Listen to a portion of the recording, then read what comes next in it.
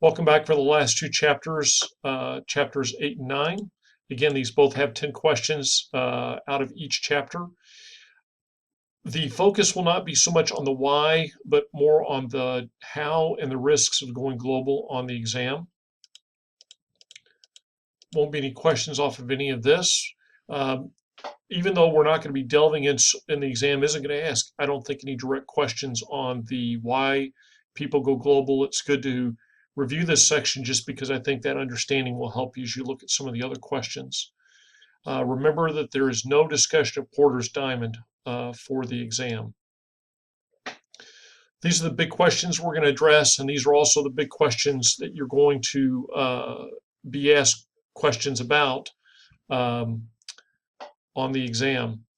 Remember the three basic choices of the strategy: the multi-domestic strategy, which is high in local responsiveness but low in global integration; the global strategy, which is low in local responsiveness but high in the global integration; and then the transnational, which I don't think should be up there but should be more like here, where you're trying to achieve some of both. Remember, the guiding principle of the multi-domestic strategy is that you give the locals what they want. I think the question on the exam, it talks about as though singular country, but the idea is you develop a product and an organization and a marketing strategy for each country or each region or each market, however you see it. Don't get fixed on those, but it's just when you define a separate entity, boom, you tailor your product, your organization, your strategy. I'm sorry, I'm talking more of your marketing strategies and the like to adapt to the local tastes. At the other end of the extreme is the global strategy, where you're trying to work basically one product for the world with a high degree of global integration, typically run by a very powerful central headquarters that doesn't allow significant adaptation to the different markets, often run through one or only a few manufacturing sites to optimize the efficiency. And if you wanted to talk about philosophically, what's the difference between the multi-domestic and the global says there's not a significant enough difference between the markets, tastes, and their cultures to justify making the adaptation. Whereas in a multi-domestic, you're saying, yes, in fact, the markets are sufficiently different that if we don't tailor our product for the market, that it's going to not sell well.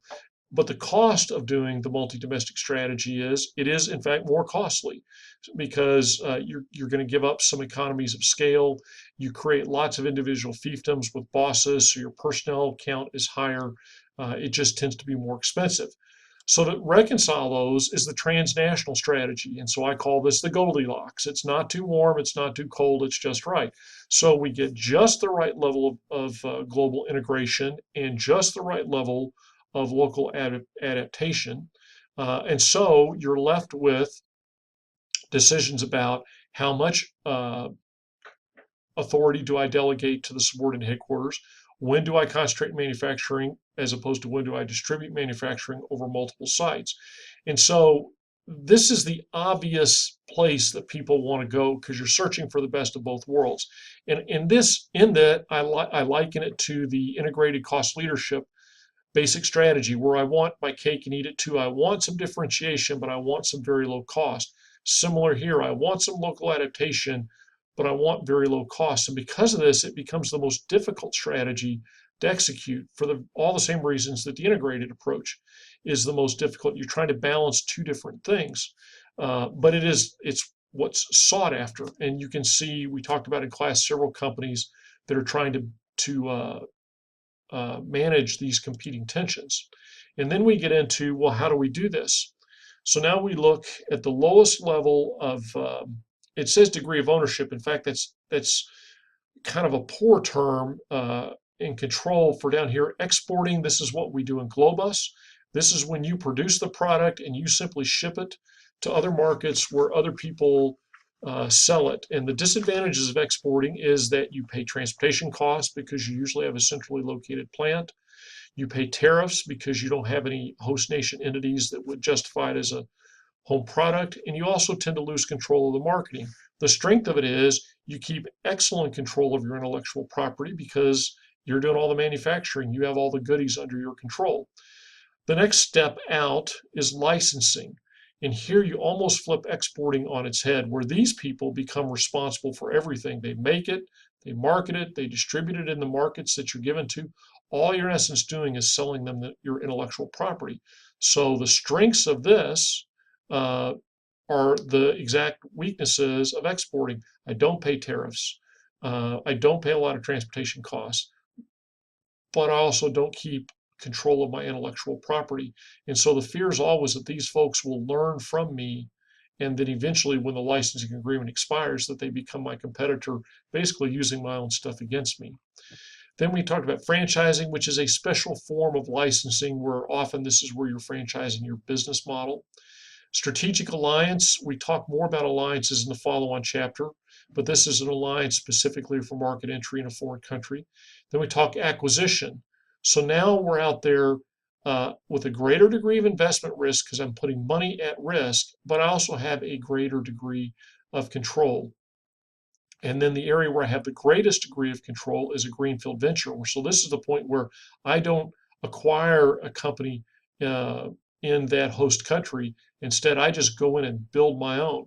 So this is where I keep a lot of control over my intellectual property, uh, and I don't have to share my profits with anybody and the like.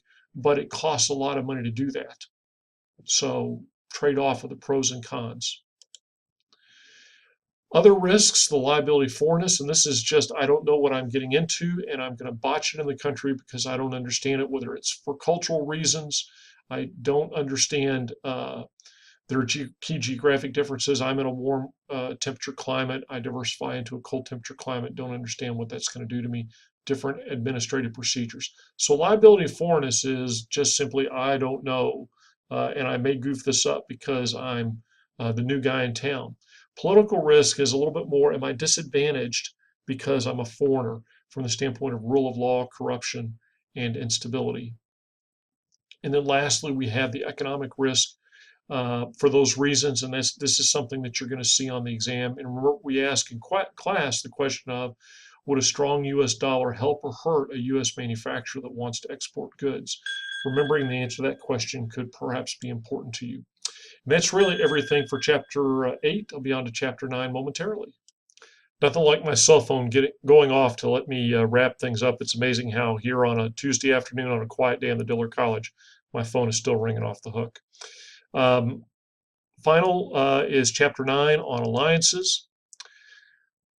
All of these questions are things that you're going to need to know: the why, the how, and the reasons they fail and succeed. Remember, the basic idea of an alliance is that you create sharing and you're trying to generate economies of scope without actually going through the hassles of an M&A, and it's built on trust, respect, and transparency. So off of this slide, we talked about, we basically do cooperative strategies for the same reasons as we do M&As, but we're trying to do it without the cost of an M&A.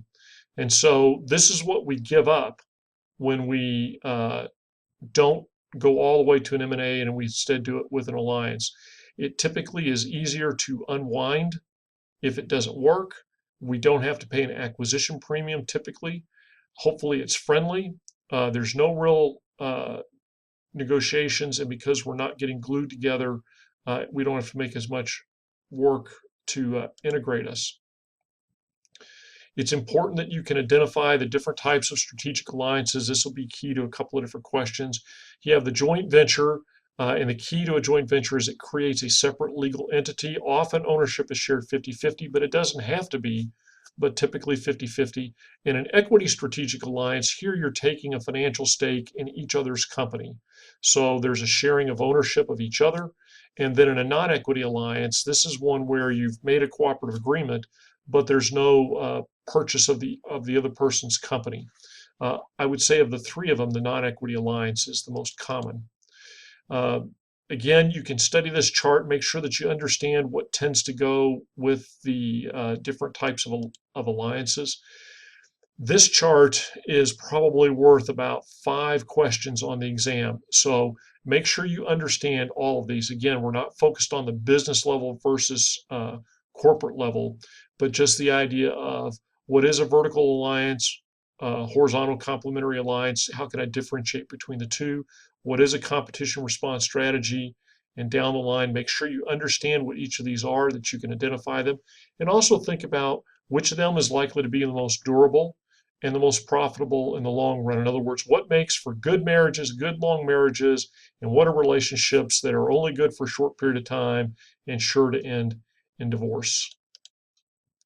Some illustrations there that we talked about that will hopefully serve you well in understanding and being able to recognize the different types. Even though, again, I don't want you to focus on the corporate level, firms do engage in alliances to diversify. The synergistic is more of the horizontal and vertical complementary that we've talked about. Franchising is a special type. No questions on franchising on the exam. Cross-border alliances, this is not a major I don't think there's a question on the exam. I'm having a senior moment. I'm almost sure there's nothing on a network alliance. And remember, you don't need to study these pages for the exam because I'm not at all going to touch that material. Then we get into the risks in the alliances, the fact that 50% end in failure. These reasons are basically, we found it hard to cooperate, but we went into it with good intentions. This is, we went into it with good intentions, but maybe we're kind of going back on some of our agreements. The last one is this opportunistic behavior, which is they went into it and got what they wanted. Turns out what they wanted wasn't really in my best interest long term. In other words, they are trying to take advantage of me. We talked about conflict. So how do we address these things? These are all good pieces of advice, and they're things that you're going to want to know for the exam. The book talks about cost minimization, and that's usually a non-equity alliance where you rely on sufficient contracts. What goes into that contract? Well, you got to pay the lawyers to negotiate the detailed contracts. Then you got to spend money monitoring those different behaviors. Then you have the opportunity maximization, which is based on the idea of we're going to be open, we're going to have contracts not as detailed, and we're going to possibly amend this alliance over time, and we're going to build on this trust, respect, and transparency. Let's see, nope, I got that one. Again, this is, it is important for the exam that you know what tends to make alliances work. So these concepts will help you to understand when an alliance should work. And then we talked about this particular example of when an alliance doesn't work, but it doesn't work for kind of any of those reasons that were previously identified on the chart. The reason it didn't work is because Boeing lost control of key processes. And so if you're going to compare an M&A with an alliance, why would I do one rather than the other? We do a good job of talking about why we prefer alliances over M&As, but we don't talk about why we ought to prefer M&As. And if I had to boil it down to one word, it would be control. You pursue an M&A instead of an alliance because you need control of something and you need to have total visibility. You want to minimize the chances of opportunistic behavior. Well, and in fact, that kind of eliminates it because they're now a part of you. So this is another good summary slide that I think will stand you in good stead. That's it for the review. I look forward to seeing you Monday morning. I pray that you're all having a safe spring break. Good luck on the exam.